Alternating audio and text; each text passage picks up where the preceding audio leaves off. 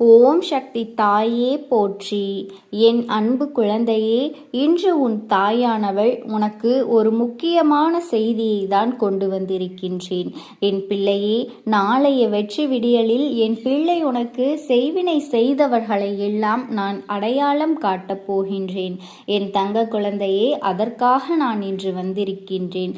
இன்று உன் அம்மா உனக்கு கொண்டு வந்த செய்தியினை கேட்காமல் சென்றால் உனக்குத்தான் உன் வாழ்க்கையில் என்ன நடக்கின்றது என்று தெரியாமல் போய்விடும். அதனால் இன்று உன் அம்மா உனக்கு சொல்கின்ற இந்த விஷயத்தை நீ தெளிவாக புரிந்து கொள்ள வேண்டும். என் தங்கமே, உன் வாழ்க்கையில் ஆட்டி படித்த ஒரு பிரச்சனையை இன்றே நான் உனக்கு முடிவுக்கு கொண்டு வரப்போகின்றேன். உன் இல்லத்தில் வந்த முன்னோர்கள் அதனை சரி செய்து விட்டார்கள் என்பதனை நீ புரிந்து கொள்ள வேண்டும். என் தங்க குழந்தையே, உன் வாழ்க்கையில் உனக்கு செய்வினைகளை செய்து உன் வாழ்க்கையை அழிக்க நினைத்த இவர்களுக்கு நிச்சயமாக ஒரு பாடத்தினை புகட்ட வேண்டிய கட்டாயம் ஒரு தாயானவளாக எனக்கு இருக்கின்றது. இவர்கள் செய்த செய்வினையிலிருந்து நான் உன்னை காப்பாற்றி விட்டேன். ஆனாலும் செய்வினைகள் செய்ய நினைத்தது உனக்கும் செய்வினைகள் செய்து அதனால் நீ படும் கஷ்டங்களை வேடிக்கை பார்த்து கொண்டிருக்கிறார்கள். அவர்களுக்கான தண்டனை நிச்சயமாக கிடைக்க வேண்டும் அல்லவா? அந்த தண்டனையை கொடுப்பதற்காகத்தான் இன்று உன் தாயானவள் நான் உன்னோடு பேசிக் கொண்டிருக்கின்றேன். உன்னிடத்தில் சொல்ல போகின்ற இந்த விஷயங்களை எல்லாம் நீ சரியாக புரிந்து கொண்டால் நிச்சயமாக உன் வாழ்க்கையில் உனக்கு என்ன நடந்து கொண்டிருக்கின்றது என்பதனை நீ தெரிந்து கொள்வாய். என் தங்க குழந்தையே, எந்த விஷயங்கள் உன் வாழ்க்கையில் சண்டைகளாகவும் பிரச்சனைகளாகவும் உன் வீட்டில் எந்நேரமும் சண்டைகளும் சச்சரவுமாக வந்து கொண்டே இருக்கிறது அல்லவா? உன் இல்லத்தில் அமைதி என்ற ஒன்றே இல்லை. எதற்கெடுத்தாலும் சத்தம். அக்கம் பக்கத்தில் உள்ளவர்கள் எல்லாம் வேடிக்கை பார்த்து கொண்டே இருக்கிறார்கள் அல்லவா? உனக்கு சத்தமிட விருப்பமில்லை. அவர்களிடம் சத்தமிட வேண்டாம் என்று சொன்னாலும் அவர்கள் கேட்பதாக இல்லை. அக்கம் பக்கத்தில் உள்ளவர்கள் எல்லாம் வேடிக்கை பார்க்கிறார்கள் என்று சொன்னாலும் அவர்கள் அந்த கட்டுப்பாட்டில் இல்லை. இப்படி ஒவ்வொருவரின் மனநிலையும் ஒவ்வொரு விதமாக இருக்கும் பொழுது எப்படியெல்லாமோ வாழ வேண்டும் என்று நினைத்த இந்த வாழ்க்கை என் தங்க குழந்தைக்கு இப்படி அடுத்தவர்கள் சிரித்து வேடிக்கை பார்க்கும் அளவிற்கு மாறிவிட்டதே என்று நீ வேதனைப்பட்டு கொண்டிருக்கிறாய். நமக்கு மட்டுமே என் குடும்பம் இப்படி இருக்கிறதே என்று சொல்லி என் பிள்ளை நீ அத்தனை விஷயங்களும் வேதனைப்பட்டு கொண்டிருந்தாய் அல்லவா? இப்படியெல்லாம் நடக்கவில்லை. சில காலங்களாகத்தான் இது போன்று ஒற்றுமை இல்லாமல் எப்பொழுதும் சண்டைகளும் சச்சரவுகளுமாக இருந்து கொண்டிருக்கின்றது. இதிலிருந்து எப்படி நாம் மீண்டு வர முடியும் என்று யோசிக்கின்ற நேரத்தில் என் தங்க குழந்தையே, உனக்கு முதலில் இந்த பிரச்சனை எதற்கு வந்தது என்று உன் அம்மா நான் சொல்லுகின்றேன். என் பிள்ளையே, உன்னுடைய குடும்பத்தில் இருப்பவர்களின் மீது தவறு சொல்ல ஒன்றுமில்லை. ஏனென்றால் இதுவெல்லாம் இவர்கள் செய்த செய்வினைதான் என்பதனை நீ புரிந்து கொள்ள வேண்டும். என் தங்க குழந்தையே, உன் குடும்பத்தில் இருக்கின்ற ஒருவரினுடைய மனநிலையை இவர்கள் மாற்றியதனுடைய விளைவுதான் இப்பொழுது உனக்கு இருக்கின்ற பிரச்சனைகள். உன் குடும்பத்தில் இருக்கின்ற ஒருவருக்கு இவர்கள் சூழ்ச்சி செய்து செய்வினையை வைத்து விட்டார்கள். அதன் செய்வினை சூழ்ச்சிதான் இப்பொழுது அதன் வேலைகளை காட்டி கொண்டிருக்கின்றது. இதிலிருந்து நிச்சயமாக அவர்களை மீட்டு கொண்டு வர வேண்டும். இவர்களோடு இவர்கள் புதிதாக வைத்திருக்கின்ற இந்த பழக்கம்தான் உன்னுடைய குடும்பத்தின் சந்தோஷத்தை சீர்குலைத்து கொண்டிருக்கிறது என்பதனை முதலில் நீ புரிந்து கொண்டாலே போதும். மற்றவைகள் எல்லாம் உன்னை விட்டு தானாக விலகிவிடும். என் தங்க குழந்தையே, இதனை நீ மறந்து விடாதே.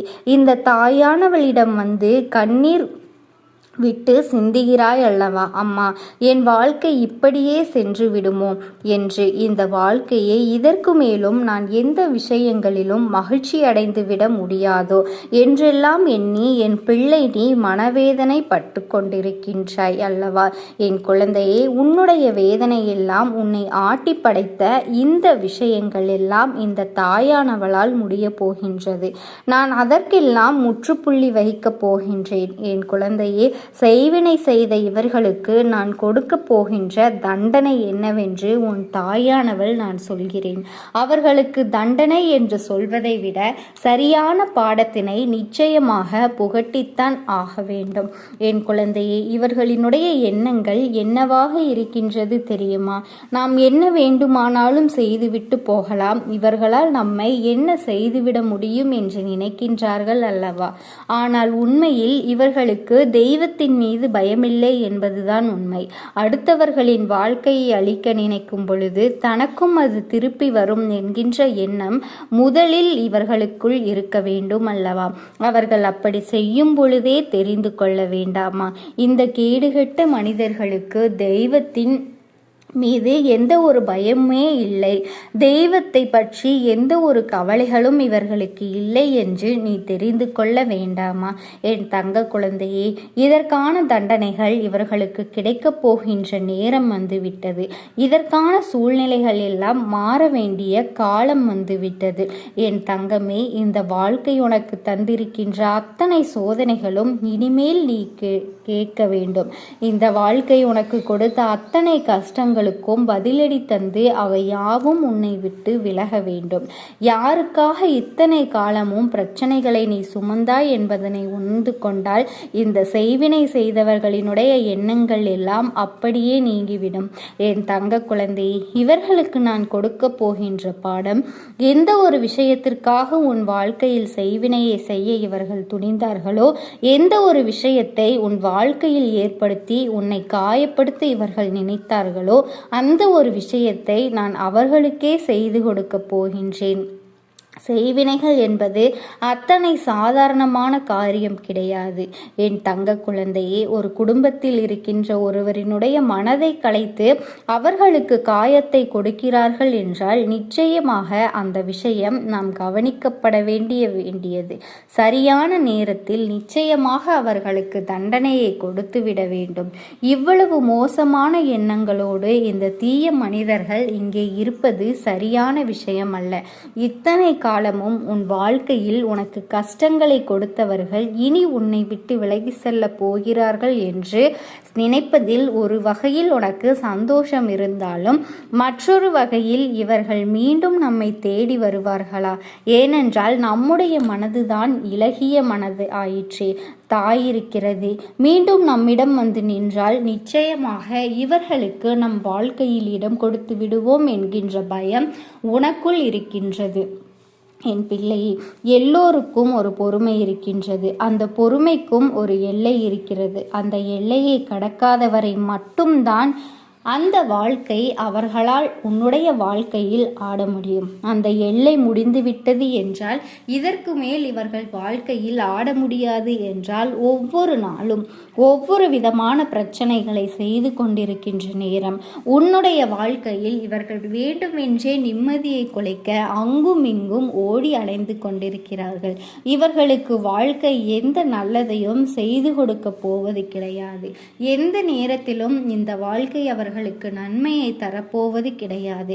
எப்பொழுதும் போல இந்த வாழ்க்கையை பற்றி எந்த ஒரு சிந்தனைகளும் இல்லாமல் இவர்கள் அடுத்தவர்களின் மனநிலையை பற்றி கவலைப்படாமல் நாம் எதை வேண்டுமானாலும் செய்துவிடலாம் என்று நினைக்கின்றார்களோ, அப்பொழுதே இவர்களின் வாழ்க்கையில் இருந்த அத்தனை விஷயங்களுக்கும் அவர்களும் முடிந்துவிட்டது. இதற்கு மேல் அவர்களுக்கு நன்மை என்று நடக்க எந்த ஒரு விஷயமும் கிடையாது. அடுத்தவர்களின் நிம்மதியை கெடுக்க வேண்டும் என்று இவர்களுக்குள் எண்ணங்கள் இருக்கும் பொழுது நிச்சயமாக இனி ஒரு நாளும் அவர்களினுடைய வாழ்க்கையில் நீ தலையிடவும் முடியாது. ஏனென்றால் நல்லவர்களாக இருந்தால்தானே அவர்கள் வாழ்க்கைக்குள் தலையிட வேண்டும். இவர்கள் இனிமேல் அவர்களுக்கான நேரத்தை எதிர்நோக்கி காத்திருக்க வேண்டியதுதான். ஏனென்றால் இந்த தாயானவள் அவர்களின் வாழ்க்கையில் இனி ஆடப்போகின்ற ஆட்டம் எப்படி இருக்க போகின்றது என்று என் பிள்ளை நீ கண்குளிர காணத்தான் போகின்றாய். அவ்வளவு எளிதாக இனி நான் அவர்களை விட்டுவிட மாட்டேன் என்பதனை நீ புரிந்து கொள்ள வேண்டும். என் தங்க குழந்தையே, உன் மனதிற்குள் இருக்கிற வேதனைகள் பிரச்சனைகளை எல்லாம் விட்டுவிட்டு உன் மனது சுமக்கின்ற சுமைகளை எல்லாம் மறந்துவிட்டு இனி நடக்கப் போகின்ற நன்மைகளை மட்டும் காண்பதற்கு நீ தயாராக இருக்க வேண்டும். உன் தாயானவள் உனக்கு நல்லதை நிச்சயமாக நடத்தி கொடுப்பேன். நீ வேண்டும் என்ற விஷயங்களை எல்லாம் நிச்சயமாக உனக்கு நான் உன்னுடைய விருப்பப்படியே நடத்தி கொடுக்க போகின்றேன். என் தங்கமே, எந்த நேரத்திலும் உன் வாழ்க்கை மாறும் என்பதனை நீ மறந்து விடாதே. இனி எந்த நேரத்தில் உனக்கு என்ன நடக்குமோ என்றெல்லாம் எண்ணி நீ வருத்தப்பே போற்றி. என் அன்பு குழந்தையே, நாளைய விடியலில் வேண்டுமென்றே ஒருவர் உன்மீது வீண் பழி சுமத்தி உன்னை அவமானப்படுத்த வேண்டும் என்று திட்டம் தீட்டி பேசிக் கொண்டிருக்கின்றார்கள். என் தங்கமே, நீ அதிக கவனத்தோடு இருக்க வேண்டும். என் குழந்தையே, அதிக கவனத்தோடு இருக்க வேண்டிய நேரம் இது. இந்த அம்மா சொல்வதை கேட்டு இவர்களிடத்தில் எல்லாம் நிச்சயமாக நீ கவனமாக இருந்து விட்டாய் என்றால் உனக்கு ஏற்படக்கூடிய மிகப்பெரிய ஆபத்திலிருந்து நிச்சயமாக உன்னை பாதுகாத்து கொள்வாய். என் தங்கமே, உன் அம்மா உனக்கு கொண்டு வந்திருக்கின்ற இந்த வாக்கானது உன்னை நிச்சயமாக பயமுறுத்துவதற்காக அல்ல, உன்னை பக்குவப்படுத்துவதற்காகத்தான் என்பதனை நீ தெரிந்து கொள்ள வேண்டும். என் தங்கமே, வாழ்க்கையில் பக்குவம் என்பது என்ன தெரியுமா? சுற்றி என்ன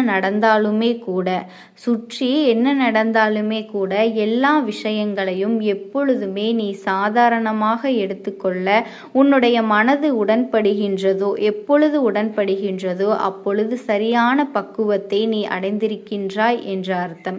அப்படியானால் என் பிள்ளை, இத்தனை காலமும் நீ இந்த வாழ்க்கையில் உனக்கான எந்த ஒரு விஷயங்களையும் நீ சரியாக பெற்றுக்கொள்ளவில்லை. இனியாவது இதையெல்லாம் பெற்றுக்கொள்ள வேண்டும் என்றுதான் உன் அம்மா உன்னை தேடி வந்திருக்கின்றேன் என்று அர்த்தம். என் தங்கமே, அம்மா சொல்கின்ற விஷயங்களை நீ சரியாக புரிந்து கொள்ள வேண்டும். நீ புரிந்து கொள்கின்ற விதத்தில்தான் உன் வாழ்க்கையில் நடப்பது எல்லாம் எதற்கானது என்பதனை உன்னால் புரிந்து கொள்ள முடியும். என் தங்க குழந்தையே, நம்பிக்கையோடு கேட்பவர்களுக்கு அம்மா கொண்டு வந்த செய்தி என்னவென்று தெரியும்.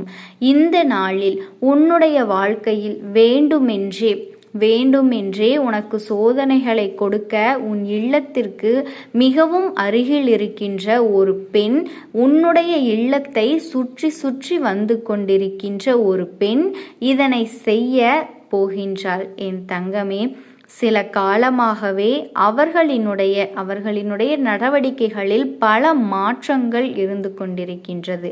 அவர்கள்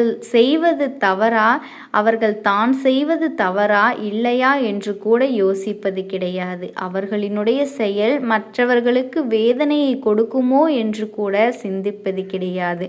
மாறாக அவர்களின் இல்லத்தில் என்ன நடக்கின்றது, அவர்களை எந்த அளவில் நாம் கண்ணீர் சிந்த வைக்க முடியும் என்றுதான் யோசித்து கொண்டிருக்கின்றார்கள்.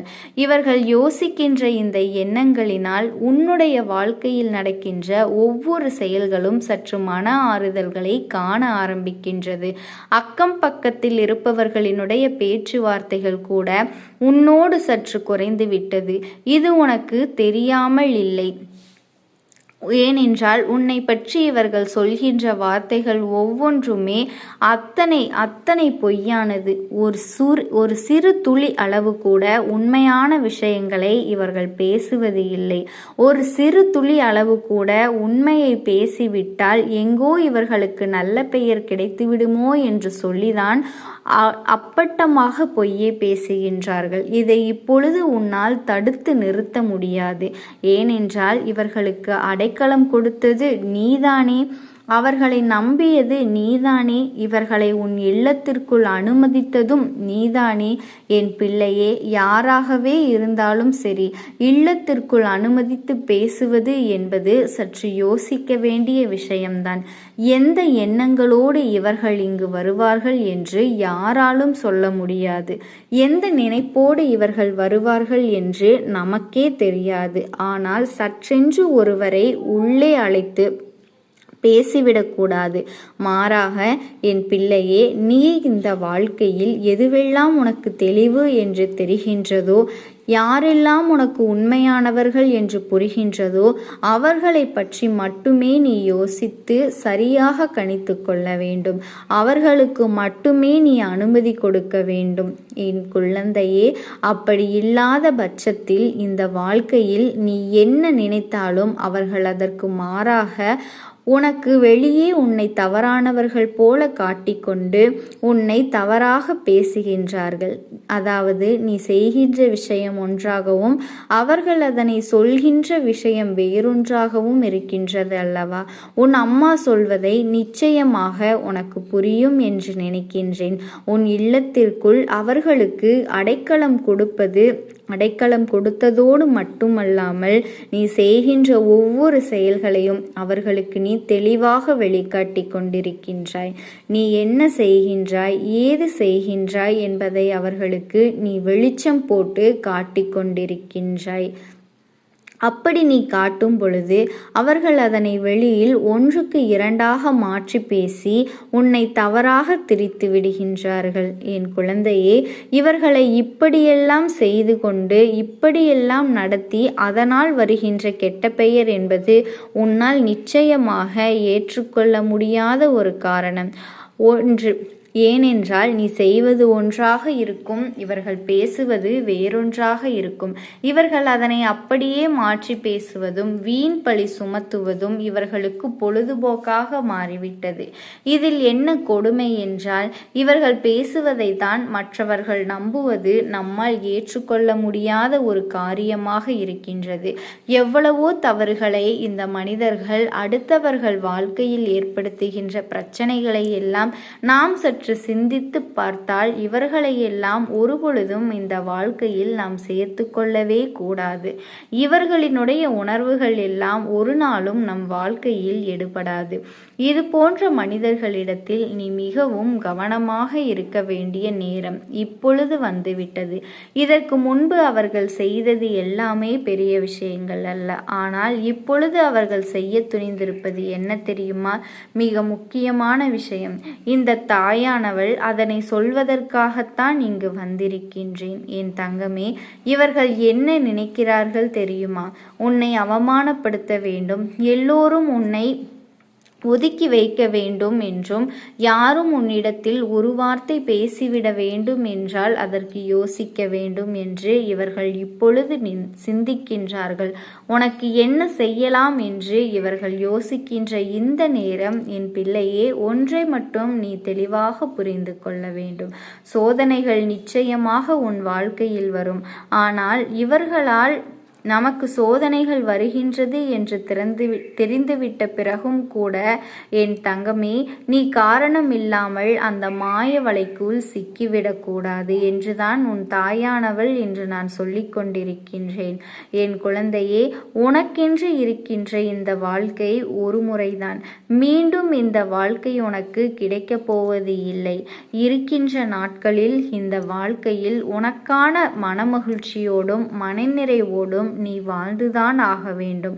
உன் மனதில் இருக்கின்ற எண்ணங்கள் எல்லாம் உனக்கு தெளிவாக இருக்க வேண்டும். எதையெல்லாம் நீ யோசிக்கின்றாயோ அதையெல்லாம் தெளிவாகத்தான் யோசிக்க வேண்டும். கஷ்டங்கள் வருகின்ற பொழுதெல்லாம் அதை நினைத்து நீ கலங்காமல், வேதனை வருகின்ற பொழுதெல்லாம் அதை நினைத்து நீ கலங்கி நிற்காமல், எல்லாவற்றிற்கும் இந்த மனிதர்கள் எவ்வளவுதான் இடைஞ்சல்களை ஏற்படுத்தினாலும் நாம் செய்கின்ற நல்ல விஷயங்கள் ஒருபொழுதும் இவர்களிடத்திலே பகிர்ந்து கொள்ளாமல் நமக்கான நல்ல பெயரை நாம் தான் காப்பாற்றி கொண்டு இருக்க வேண்டும் என்று, நல்லது செய்தால் நல்லது மட்டும்தான் நடக்கும் என்று சொல்வார்கள். ஆனால் இந்த மனிதர்கள் நல்ல விஷயத்தை கெட்ட விஷயமாக திருத்தி விடுவார்கள். அது மட்டுமல்ல, நீ செய்த நன்மையை அவர்கள் செய்ததாக சொல்லியும் விடுவார்கள். இதனால் இப்பொழுதெல்லாம் நீ எல்லாவற்றையும் வெளிப்படையாக செய்வது நல்லது. அதாவது ஒரு விஷயத்தை ஒருவரிடம் சொல்ல வேண்டும் என்று முடிவு செய்துவிட்டால் நிச்சயமாக என் தங்கமே, உன் வாயிலிருந்து உண்மையான அந்த விஷயங்கள் எல்லாம் வந்துவிட்டால் இது இது போன்ற பிரச்சனைகளை எல்லாம் நீ தவிர்த்து விடலாம். என் குழந்தையே, உனக்கு இங்கு நிறைய பேர் வீண்பழி சுமத்தி உன் மீது களங்கத்தை ஏற்படுத்த முயற்சி செய்து கொண்டிருக்கின்றார்கள். அவர்களினுடைய வலையில் எல்லாம் நீ ஒருபொழுதும் சிக்கிவிடக்கூடாது. நீ எதை செய்தாலும் அதை வெளிப்படையாகவே செய்ய வேண்டும், வெளிப்படையாகவே பேச வேண்டும். யாரிடத்திலும் குற்றம் குறைகளை காணாமல் நீ நேர்மையாக நடந்து கொள்ள வேண்டும். இன்னும் சொல்ல போனால் உன் குடும்பத்தில் இருப்பவர்களிடம் எப்பொழுதுமே நீ உண்மையாக இருக்க வேண்டும். எந்த ஒரு விஷயத்தையும் மறைத்துவிடக்கூடாது. முக்கியமாக என் குழந்தையே, உன் குடும்ப விஷயங்களை இது போன்ற பெண்களிடத்திலே நீ பகிர்ந்து கொள்ளவே கூடாது.